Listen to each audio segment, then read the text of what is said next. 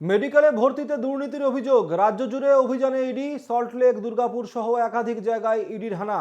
এই মুহূর্তে কোথায় কোথায় তল্লাশি চলছে সল্টলেকের এবং দুর্গাপুরের, বা কোথায় কোথায় তল্লাশি চালাচ্ছে ইডির আধিকারিকরা, আমরা নজর রাখবো সেদিকে। আমার সঙ্গে রয়েছেন আমার দুই প্রতিনিধি। সল্টলেক থেকে রয়েছেন সুস্মিত মজুমদার এবং দুর্গাপুর থেকে রয়েছেন সাধন রুজ। আমি প্রথমেই চলে যাব সুস্মিতের কাছে। সুস্মিত, সল্টলেকে কোথায় চলছে ইডি রেড?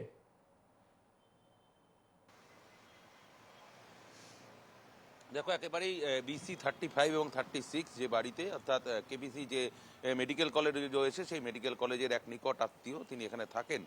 যেমনটা ইডি সূত্রে জানা গিয়েছে যে একাধিক 2024 সালে পাঞ্জাবের একটি মামলা, যেখানে দেখা গিয়েছে যে এনআরআই এর ভুয়ো সার্টিফিকেট বানিয়ে সেই এনআরআই কোটায় মেডিকেল ভর্তি করে দেওয়া হয়েছিল বেসরকারি কলেজে, এবং তারপর সেখান থেকে পাশ করে বেরিয়ে যায় একাধিক লোক, এবং তারা নিয়মিত প্র্যাকটিস করছেন এবং তারা চাকরিও করছেন, অর্থাৎ ডাক্তার তারা হয়ে গিয়েছেন। তারা কোঠায়, অর্থাৎ পয়সার বিনিময়ে এনআরআই কোটায় চাকরি পেয়েছেন, এবং সেটা শুধুমাত্র পাঞ্জাবে নয়, সেটা দেশ জুড়ে হয়েছে। এমনটাই কিন্তু তখন সুপ্রিম কোর্টের যে প্রধান বিচারপতি যথেষ্ট উদ্বেগ প্রকাশ করেন, এবং তিনি সঙ্গে সঙ্গে সেটার বলেন যে ইমিডিয়েট এই বিষয়টা তল্লাশি করার জন্য।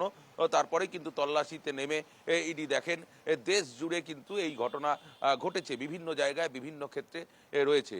আজকেও কিন্তু ঠিক তেমনভাবেই হঠাৎই তারা কিন্তু তল্লাশিতে নামে। সেখান থেকে দাঁড়িয়ে দেখা যায় কলকাতার যাদবপুর, সল্টলেক সহ বিভিন্ন দুর্গাপুর এবং আরও বেশ কয়েকটি জায়গায় কিন্তু আজকে একই সঙ্গে তল্লাশি চলছে, অর্থাৎ 10টা ইউনিট আজকে কিন্তু কলকাতা শহরের সিজিও কমপ্লেক্স থেকে বেরিয়েছে, ইডির আধিকারিক তারা বেরিয়েছেন, এবং এই আর্থিক তছরূপ, অর্থাৎ যে পয়সার বিনিময়ে এনআরআই কোঠায় ডাক্তারি যে মেডিকেল কলেজগুলো রয়েছে সেই মেডিকেল কলেজগুলোতে ভর্তি করে দেওয়া হয়েছে। এর মধ্যে কিন্তু উল্লেখযোগ্যভাবে বেশ কয়েকটি সরকারি মেডিকেল কলেজেও কিন্তু ভর্তি হতে পেরেছে ছাত্রছাত্রীরা, এমনটাই কিন্তু অভিযোগ রয়েছে। এবং সেই ক্ষেত্রে দাঁড়িয়ে সেই তল্লাশির জন্যই প্রচুর টাকার বিনিময়ে এই ভর্তি হয়েছে, অর্থাৎ এনআরআই যে সার্টিফিকেট, সেই সার্টিফিকেটটাই ভুয়ো। অর্থাৎ একজন ছাত্রকে সে মেডিকেল কাউন্সিলে মেডিকেল কলেজে পড়ার জন্য তার একটা কোঠা দরকার, সেই কোঠা কিভাবে সেই কোঠা হবে, সেই কোঠা তাকে আগে এনআরআই বানিয়ে সেই এনআরআই কোঠাতেই কিন্তু তাকে এইখানে ভর্তি করা হয়েছে, মেডিকেল কলেজগুলোতে ভর্তি করা হয়েছে, এমনটাই কিন্তু অভিযোগ।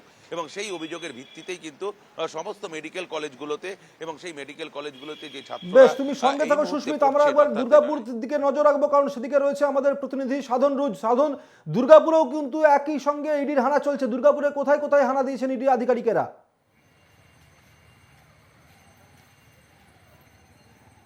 একেবারে দেখো, সকাল থেকে জেলায় বিভিন্ন প্রান্তে কিন্তু ইডির হানা দিয়েছে। ভোরবেলা থেকেই কিন্তু ইডির আধিকারিকরা, এই মুহূর্তে আমরা দাঁড়িয়ে রয়েছি শোভাপুর এলাকায়, দুর্গাপুরের শোভাপুর এলাকায় যে আইকিউ সিটি মেডিকেল কলেজ রয়েছে, সেখানে ইতিমধ্যেই কিন্তু ইডির তদন্তকারী যে দল, তারা কিন্তু 4টে গাড়ি নিয়ে, এবং তারা কিন্তু কেন্দ্রীয় বাহিনী, দেখো ইতিমধ্যেই কিন্তু কেন্দ্রীয় বাহিনী জওয়ানরা তারা কিন্তু মোতায়েন রয়েছে বাইরেটাতে, তারা সেই ইডির হানা চলছে। তাছাড়াও কিন্তু দুর্গাপুরের আরও 2টি জায়গায়, যেরকম দুর্গাপুরের গৌরী দেবী হাসপাতাল, অর্থাৎ সেটি হচ্ছে পানাগড়ে, কাকসায়, এবং মলানদিঘিতে সনকা হাসপাতালেও কিন্তু ইডির হানা চলছে, যেটা মেডিকেল দুর্নীতি, অর্থাৎ এনআরআই যে দুর্নীতিতে ভর্তি দুর্নীতিতে যে মামলা, সেই দুর্নীতি মামলায় কিন্তু তারা কিন্তু তদন্ত করছেন। এবং প্রায় 9টা বাজে, প্রায় 3 ঘন্টা ধরে অতিক্রান্ত হয়ে গেছে, এখনও পর্যন্ত ইডির আধিকারিকরা তারা কিন্তু ভেতরে রয়েছেন।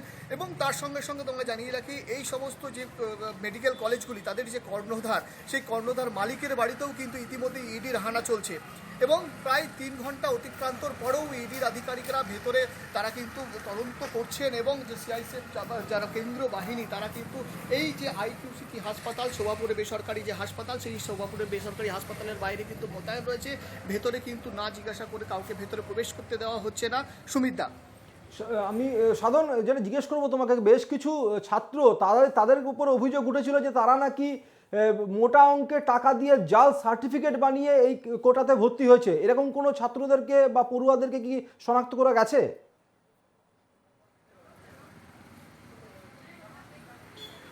দেখো, একেবারেই যে মেডিকেল দুর্নীতিতে যেরকমভাবে মামলা হয়েছিল, এবং সেই দুর্নীতির অগ্রগতি এগিয়ে নিয়ে যাওয়ার জন্যই ইডির আধিকারিকেরা কিন্তু প্রত্যেকটি মেডিকেল কলেজে আজকে কিন্তু হানা দেয়, এবং সেইভাবেই কিন্তু তারা তদন্তের অগ্রগতি যাতে আরও এগিয়ে নিয়ে যেতে পারে, সেরকমভাবেই কিন্তু তারা এই অগ্রগতি নিয়ে যাচ্ছে। সুমিতা, বেশ সাধন, তুমি আমাদের সঙ্গে থাকো, আমরা আবারও নজর রাখবো একটু সুস্মিতের দিকে। সুস্মিত, আমরা দেখেছি যে শিক্ষা, স্বাস্থ্য, পুরো, তারপর এবার মেডিকেলের মধ্যেও দুর্নীতি, এবং এই একের পর এক দুর্নীতি নিয়ে কিন্তু ইতিমধ্যেই বারংবার কখনো সিবিআই কখনো ইডির হানা হয়েছে শহরের বিভিন্ন জায়গায়। সেক্ষেত্রে দাঁড়িয়ে এবার এই যে মেডিকেলের দুর্নীতি, এক্ষেত্রে যাদের যাদের কোটার মধ্যে জাল সার্টিফিকেট নথিভুক্তকরণের অভিযোগ উঠছে, এরকম কোনো ছাত্র বা পড়ুয়াদের শনাক্ত করা গেছে সল্টলেকে?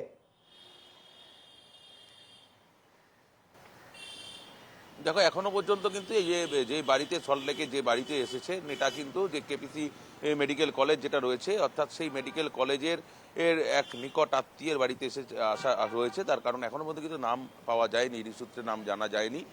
তবে এই জায়গায় তার কিছু ডকুমেন্টস রয়েছে, অর্থাৎ যাকে যাকে এনআরআই সার্টিফিকেট কোঠায় চাকরি দেওয়া হয়েছিল, অর্থাৎ মেডিকেল কলেজের বেশ কিছু নথি এখানে রয়েছে বলে এর কাছে সূত্রের খবর রয়েছে। সেই কারণেই কিন্তু ইডির আধিকারিকরা তারা আজ সকালবেলায় এখানে তল্লাশিতে এসেছেন।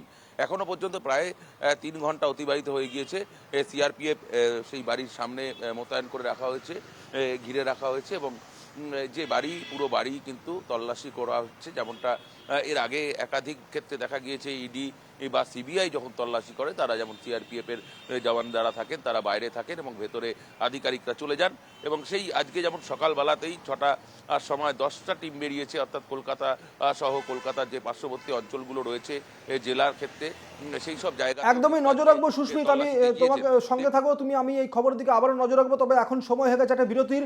আমার সঙ্গে ছিলেন আমার দুই প্রতিনিধি সাধন রুজ এবং সুস্মিত মজুমদার। আমি ধন্যবাদ জানাবো আমার দুই প্রতিনিধিকেই।